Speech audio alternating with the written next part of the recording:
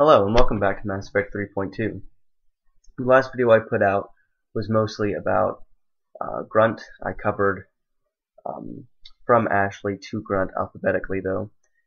This video will focus only on Jack because normally, I would do more than one character and just briefly go through the ones I didn't have issues with, but Jack is right in between two characters that I did have issues with. So I will only be going over her role in this video, and then next time we'll focus on Jacob mostly. So let's get to it. I went over this in Grunt's video last time, but a brief refresher on what I am doing with the characters. This is also to kind of help give each video a little bit of individuality. If you would like to skip along to another character without watching my thoughts on other characters, this will allow you to, understand what I'm doing without having to go back and watch Grunt's video, because Grunt was the first one I talked about. So, characters. The following is a list of all squad members from each game of the trilogy and my thoughts on their roles in Mass Effect 3. Many of the characters' roles were excellent, such as Garrus, Tali, Morton, Thane, etc. However, I had issues with the characters whose roles only consisted of a simple mission followed by the character becoming a war asset. I believe that the relationships and decisions the player made with each character should have at least a decently large impact on the events of Mass Effect 3. So I was unhappy with the roles of characters such as Grunt, Jack, Samara, Jacob, etc. Some of these characters, I believe, should have joined the squad, while others should have carried out different roles. So, with that being said, let's move on to Jack. Okay, Jack. And the reason I'm skipping along is because I'd like to avoid that blur that happened in the last video. I'm still not entirely sure why that happened, but I think it might have something to do with the fact that I was scrolling too fast. So I'm just going to eliminate mostly the scrolling process, and I realize that as we get further into this document, no one wants to see me scroll through 30 pages. So it'll be better like this. And also, an update after some additions and edits that I made to the document. It is now 61 pages rather than 59. So, just a little correction there from the introduction video. Alright. If Liara can be the Shadow Broker and still be on Shepard's squad, and if Garrus can be an advisor to the Turian Primarch and still travel on the Normandy, then surely Jack can handle a few student rosters and join the crew, provided, of course, that she survived the suicide mission and the attack on Grissom Academy. After the attack on Grissom Academy, she could come aboard the Normandy, where through a dialogue sequence she can explain that she has to handle her students' rosters and manage their positions on the battlefield, but that it's relatively simple work and won't affect her focus on the mission. Then, whenever she's on shore leave when the player docks at the Citadel, she can be seen coordinating her students in person, which would be kind of fun to see. A male Shepard can continue or start a romance with Jack, culminating in an emotional romance scene en route to Kronos Station. Jack can become increasingly psychologically stable throughout the game as a result of Shepard's attitude rubbing off on her. Romanced or not, we watch as she becomes an honorable and heroic woman by the end of the game. She can also reoccupy the rather nostalgically empty subdeck in engineering. During conversations with Shepard, she can tell him or her that since rejoining the Normandy's crew, she's had a lot of time to think about her past life. She can express deep gratitude to Shepard for freeing her from the cryogenic stasis that she was in for who knows how long on Purgatory. Shepard can relate, saying that he or she was dead for 2 years and knows what it's like to think that life is over and then be given a second chance. This would also be a good opportunity to start a romance with Jack, if so desired, and if one was not started in Mass Effect 2. If both Jack's and Miranda's loyalty missions were completed during Mass Effect 2, and Shepard used the Paragon Renegade option to resolve the conflict peacefully or sided with Miranda in a confrontation, Jack can confront Shepard about his previous defense of Cerberus. She could say that Shepard should have just let Jack kill Miranda right there, which she believes would be justified due to Cerberus now showing their, quote, true colors, unquote. Shepard can respond by saying that Miranda herself was appalled at the experiments, and as Miranda has since deserted Cerberus, it would have served no purpose to kill her. One thing I did like about Jack in Mass Effect 3 was her new look. I loved the ponytail and the leather jacket. It was a great fit for her. Okay, so Jack was always an extremely interesting character in Mass Effect 2. In fact, I think she may be one of the most interesting and well-written characters in this style of video games. Her character was so complex And they really did a great job of fleshing her character out in Mass Effect 2, through dialogue and through her loyalty mission. And it was such a good idea. And I feel like BioWare could have done an even better job in Mass Effect 3, really expanding upon it. But they chose not to, like other side characters in the game that were main characters in Mass Effect 2. She was given a brief mission and then turned into a war asset, basically never to be seen again. And I know that you see her at the hologram at the end of the game, and you see her in Purgatory once in a while, but I mean, that doesn't really count. And I talked earlier in Grunt's video about how each character in Mass Effect 3.2 is given a big impact, because I believed, and I do believe, I should say, that each squad mate that we have had emotional attachments with, that we've really gotten to know in Mass Effect 2, should have a big impact in Mass Effect 3.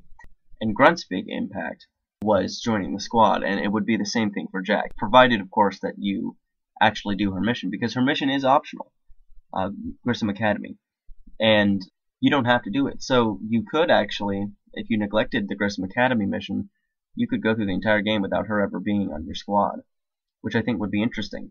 And come to think of it, same thing for Grunt too. If you never do his mission on Utuku, he'd never join your squad. And of course, in Jack's case, it's a little different, because if you never do her mission on Grissom Academy, she actually is captured by Cerberus, turned into a phantom. So yes, I thought her excuse for not joining the Normandy, or really I shouldn't say her excuse, BioWare's excuse for her not joining the Normandy, was pretty pathetic. Quite honest, I'm gonna put it out there. I mean, yes, I really like that she had developed these bonds with her students, and as I said in Grunt's video, most of the characters that I had issues with, I actually did like their introduction into the game. Same goes for Jack. I really liked how she was introduced.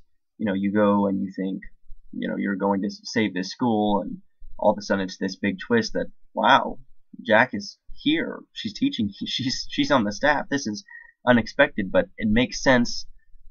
And I know in my description I said she would become increasingly psychologically stable throughout the game as a result of Shepard's attitude rubbing off on her, which is the case in the current version of Mass Effect 3. They actually, I think, say those exact words, that, or something like that, that Shepard's attitude has rubbed off on Jack and she's become a more responsible woman, which is great. And you could see it, in all aspects really of her character. She had adopted a more modest appearance.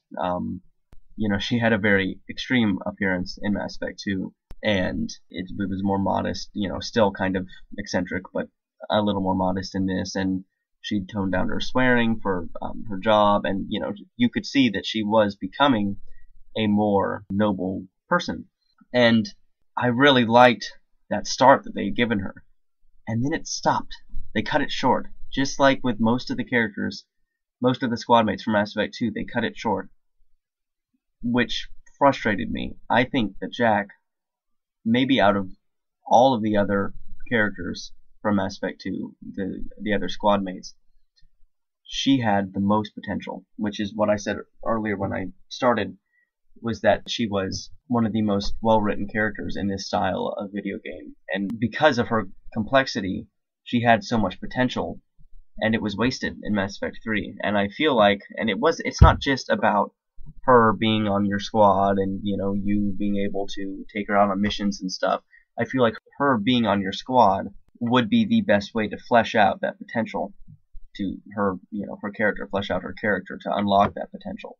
Because, if someone is on your squad, you have a lot of dialogue with them, a lot of interactions.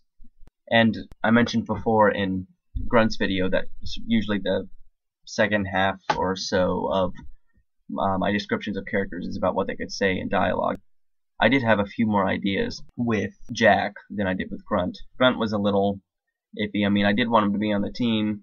I felt like he did still have some potential. Jack, I feel like, though, has more potential than Grunt, which is why I thought of more dialogue options for her than for Grunt. I said that she could comment on, the cryogenic stasis that she was in, and I feel like that could really be a good scene, a good dialogue scene, because if you think about it, being in prison in cryogenic stasis, which, you know, is basically unconsciousness, how scared she must have been when she first went into that. Because she had no idea how long she would be in there.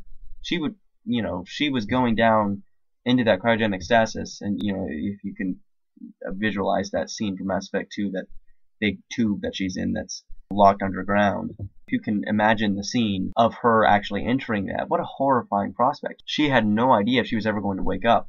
And so then to just be given life again by Shepard would be pretty intense. And of course, you know, she was so busy in Mass Effect 2 that that moment probably struck her, but not as hard as it would now that she has some free time to really think about it. Which is why I think it'd be a good moment for Shepard, male Shepard, to start a relationship with her if he hasn't done so already, and if he wants to.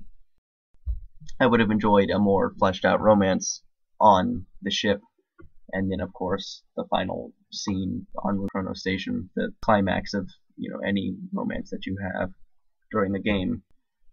So as I said in Grunt's video as well, I'm not going to be going over her powers or statistics or weapons or anything like that in this video. I'm going to do another video that outlines that for all suggested squad members in Mass Effect 3.2. So this video is really just focusing on what Jack's role could be, and I really think that it could be a lot greater than it is now. I was bummed that she wasn't on the squad because, like I said, she's just got this potential to really become a great hero by the end of the game. When you first meet her in Mass Effect 2, she's selfish, only cares about herself, about her survival. I believe she says something like, "The reason I love killing so much is because whenever someone dies and it's not me, my chances of survival goes up." And that is basic human instinct, philosophically. And if humans didn't really have any morals, they would be like Jack. And so she was this great, though unrealistic, but great symbol of this basic human instinct. And then to see that instinct, that, you know, just kind of this savage, this animal of a human, be turned into something noble and valiant and honorable, is just a great redemptive story. And there's not much better than a redemptive story, even if it is a subplot. So I think I'm about done with Jack's video. Next time I will be, as I said before, focusing on Jacob. I had a few things to say about him too. So thanks for watching this video. I hope that you liked my ideas. If you didn't, or if you did, leave a comment in the comment section. I'd love to hear your feedback. I'd love to know what you're thinking about my ideas. You can send me a message, post on my channel. Just let me know your feedback. Also, if you notice any errors in the document you want to tell me about, or something that you think might create a plot hole later, or something that's unrealistic, anything, just let me know, and hopefully I will be able to post the next video soon. So, again, thanks for watching.